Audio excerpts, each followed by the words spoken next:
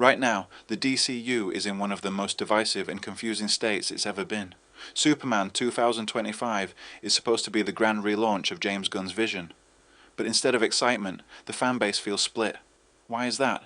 And more importantly, where does the DCU even go from here? Superman 2025 should be the safest starting point for a brand new cinematic universe. It's Superman, the most iconic superhero of all time.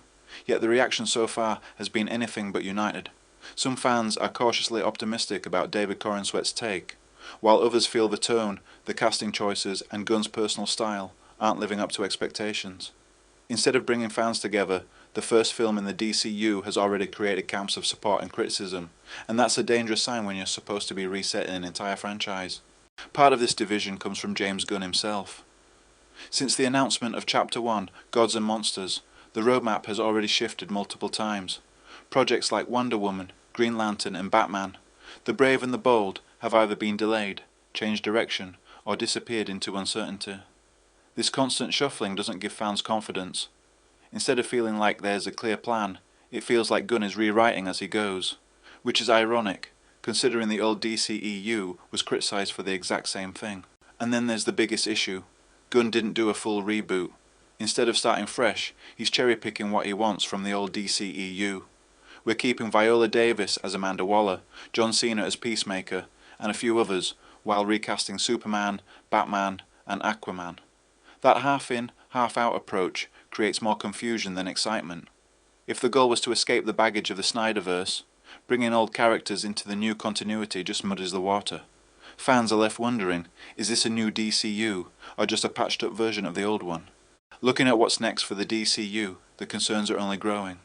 The Authority, which was originally pitched as a key part of Chapter 1, has been quietly put on the back burner.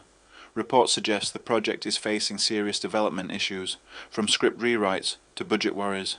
It hasn't been officially cancelled, but it's no longer a priority. DC Studios is even considering alternatives, like turning it into an animated film or scaling it down into a lower budget project. But at this point, there's no clear timeline for when, or if, it'll actually release. On the other hand, Supergirl, Woman of Tomorrow is still moving forward, though it's now simply titled Supergirl.